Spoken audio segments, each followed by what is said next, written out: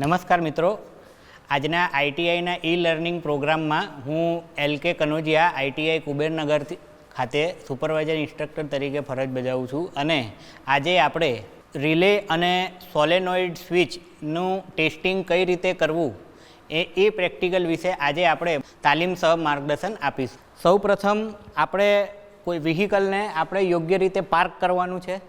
ત્યારબાદ એનું બોનેટ ખોલી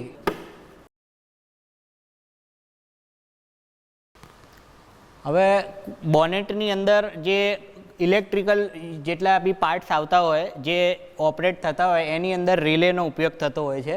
કોઈ પણ રિલે છે, જેમ કે horn relay, headlight relay, wiper motor relay છે, સાઇડ લાઇટની રિલે છે, પછી ફ્યુઅલ પંપની રિલે છે, એને આપણે ચેક કરવી હોય તો એનું લોકેશન આપણે સૌ પ્રથમ જાણવું પડે.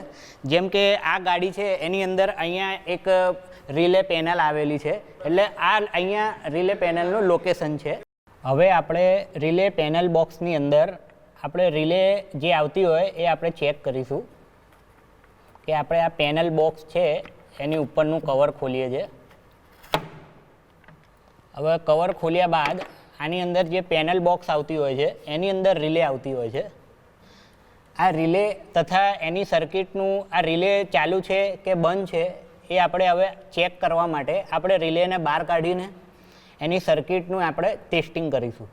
આપણે બોનેટ ઊંચું કરીને રિલે ક્યાં આવે એનું આપણે લોકેશન જાણી લીધું.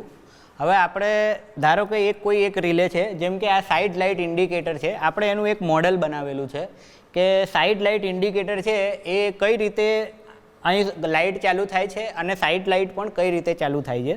તો એની અંદર સૌથી પહેલાં બેટરીનો જે પાવર છે, બેટરીનો કરંટ એ સ્વિચમાં અને રિલેમાં જાય છે અને ત્યારબાદ રિલેમાંથી એ બંને સાઇડ લાઇટની અંદર જાય છે. આપણે અહીંયા કનેક્શન બધા કરેલા જ છે. હવે આ એક રિલે છે. હવે અહીં એક 2 પિન રિલે લગાવેલી છે કે જેની અંદર 2 પોઈન્ટ્સ આવે છે. એક પોઈન્ટ્સ NA પોઈન્ટ્સ છે અને એક પોઈન્ટ્સ NC પોઈન્ટ્સ છે.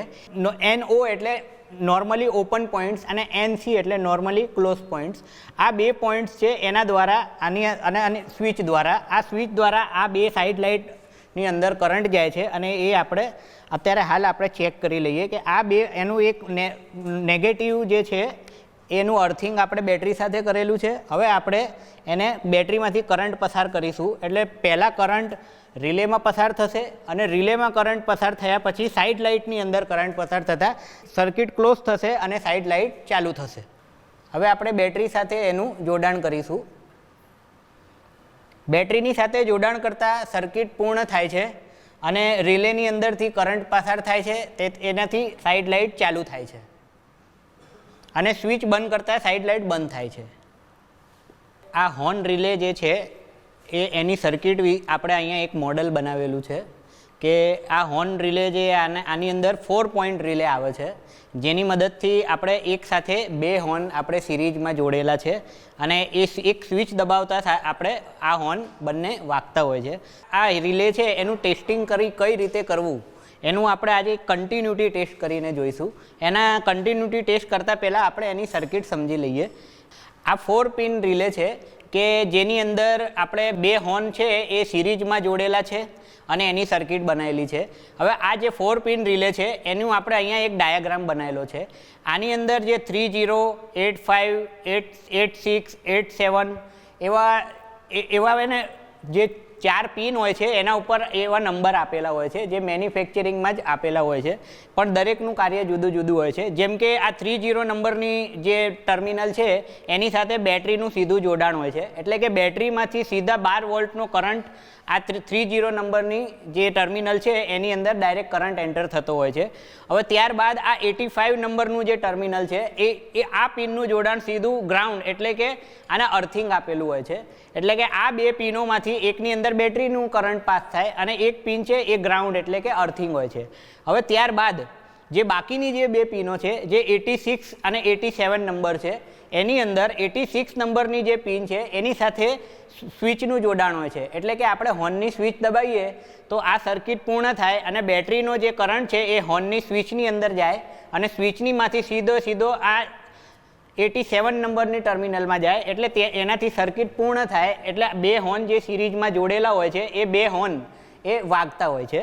એટલે આ રીતે આ કરંટ આ 2 ટર્મિનલમાં પાસ થાય અને આઉટપુટ આપણને 87 નંબરમાંથી મળતો હોય છે. હવે રિલેનું મુખ્ય કાર્ય શું છે? તો આપણે બેટરીમાંથી કરંટ 12 વોલ્ટનો આપીએ છીએ, પરંતુ આ 12 વોલ્ટમાંથી કરંટ સ્ટેપઅપ થાય છે, એટલે કે કરંટમાં વધારો થાય છે અને એનાથી આ 2 હોર્ન વધારે માત્રામાં વાગે છે. આના જે 4 ટર્મિનલ છે એને આપણે કન્ટિન્યુટી ટેસ્ટ કરીને આપણે અત્યારે હાલ આપણે જોઈશું. એના માટે આપણે રિલેના જે 4 પોઈન્ટ્સ છે એમાંથી જે બેટરીનો પોઈન્ટ્સ છે અને ગ્રાઉન્ડનો પોઈન્ટ્સ છે એ આપણે અહીંયા આપણે કનેક્શન કરેલા છે.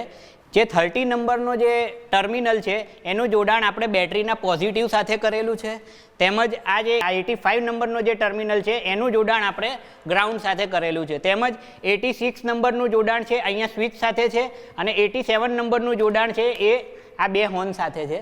હવે આપણે જોડાણ કરેલું છે અને હવે આપણે મલ્ટીમીટરની મદદથી જ્યારે બેટરીમાંથી પાવર આપણે 86 અને 87 નંબરના ટર્મિનલના જતો હોય ત્યારે આપણે એની કન્ટિન્યુટી ચેક કરવી પડે. એટલે કન્ટિન્યુટી ચેક કરતાં અંદર આપણે સૌથી પહેલાં આને નોબ કન્ટિન્યુટી મીટર ઉપર લાવીશું.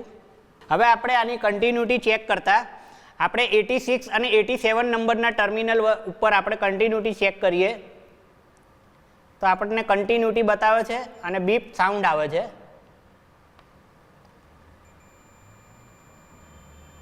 એટલે કે આ રિલે ઓકે છે, એની અંદરથી કરંટ પસાર થઈ રહ્યો છે.